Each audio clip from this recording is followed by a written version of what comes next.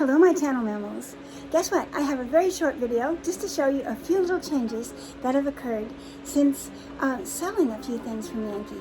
And you know, selling things has actually made more room for more creativity and more fun. So it's always been great, even though we miss those.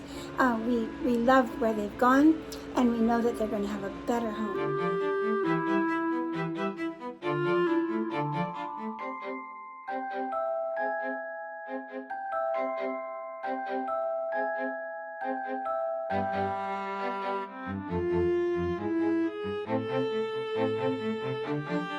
First, I want to show you something that I just now saw for the first time myself, because I'm looking at myself.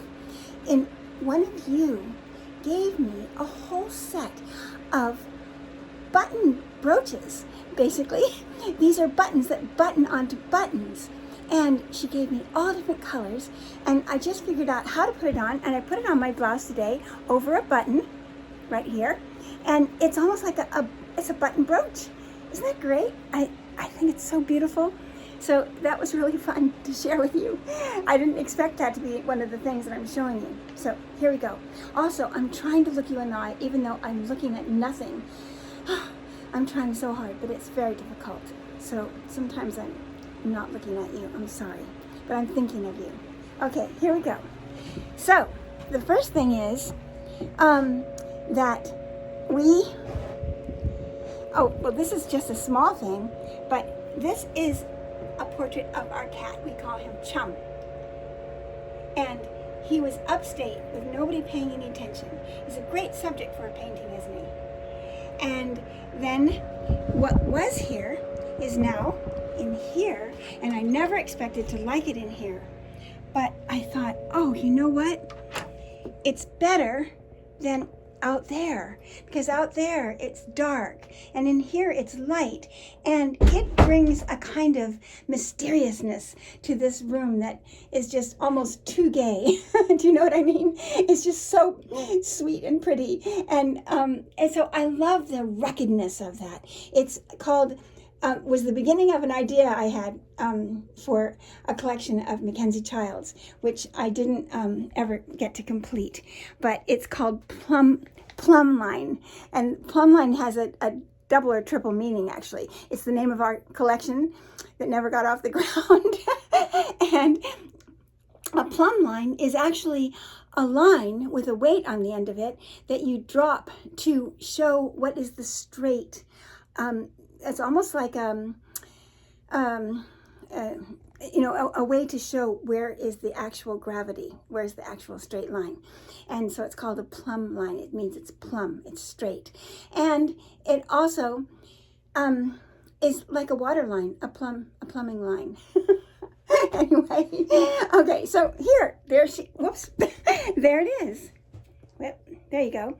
Doesn't it look great here? I love the attitude of it. So all this ruggedness, and then on this beautiful little doily and this beautiful little ceramic piece, and then I put some silver down below, and then the ceramic, then brass and steel. Oh, and there's supposed to be a ribbon around here. Oh shucks, I forgot to put it on. I took it off and I didn't put it back on. But there's a story about that, so I'll tell you that story another time. And then here's another painting that we brought from upstate. We just brought this. Isn't that great? That little fellow. It's from when we lived in England, down in the south of England, in South Devon. And look at his little doll on a pole, like a little rattle. And look how tiny his shoes are. And his big head. A very primitive painting. And fancy dress. And a beautiful frame that we made for him. Okay, so I think those are just small things, but, oh, and see the shade here? I don't know if you can see it. It's so much light coming through. I can't, there, yeah. See, it's all held together with book rings and grommets. And so there's a kind of rugged thing, and then this rugged thing, and then all these sweet little dainty things everywhere else. Okay. Now let's go in here and I'll show you what happened here. The wreath that was up above, do you see this? This beautiful shell wreath. Richard made that shell wreath. I'm going to back up so you can see it from a distance and see the whole environment of the shell wreath.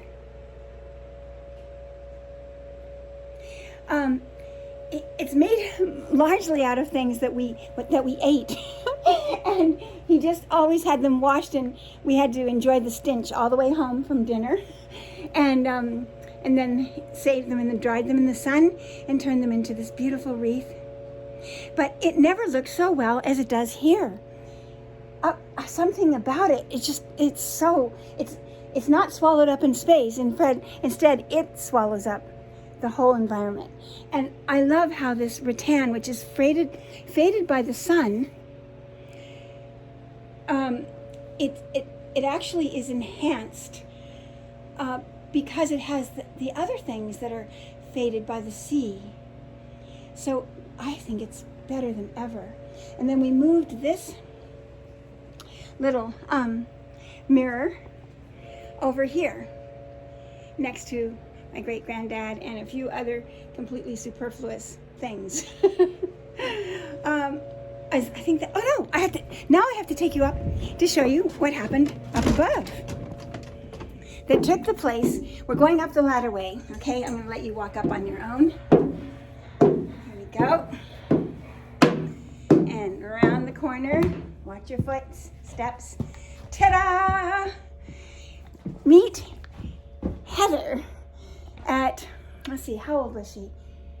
She might have been 9 or something. No, she must have been, gosh, I don't know how old she was. I think she was more like 7. I actually don't know. I'm terrible with things like that. But doesn't she look great here? She looks much better than the shell wreath ever did. And I'm going to go from a distance so you can sort of walk toward her. I can't really see what you're seeing. What are you seeing? Yeah, okay, so now we're going to go up close. And you know, she was being very damaged by the light up there. See all this damage? But of this crackling. But you know what is so special about it? It never touched her body. It never touched her beautiful little face.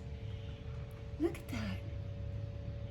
And there's something about this portrait of Heather that shows me so much of her natural divine wisdom that all children have. All children have that wisdom and insight. They have a knowing, understanding that's with them eternally. And look at her little sporran and her woolen socks and shoes.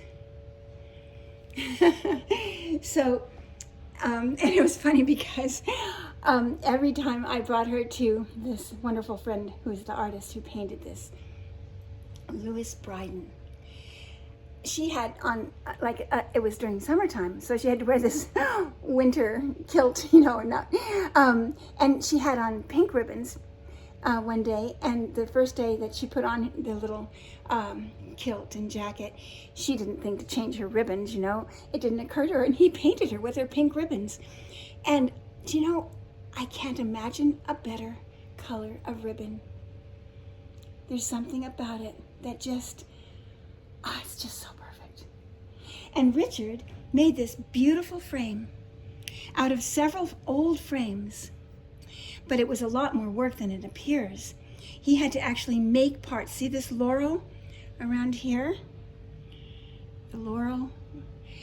Okay, he had to make new parts of this in order to replace broken parts. And there's some more damage that's happened since we've had it upstate, but it's so beautiful. Richard's such a master at these things. And I think it's kind of funny that you actually have to look through a few things before you can find Heather. Because, I don't know, there's something about It's like finding someone in a crowd. It's like real life. Isn't that great? Well, there we are. Just a short little hello, and wanted to share that little change, those little changes. And you see Heather in the background, looking over us all. So precious, so sweet. Goodbye.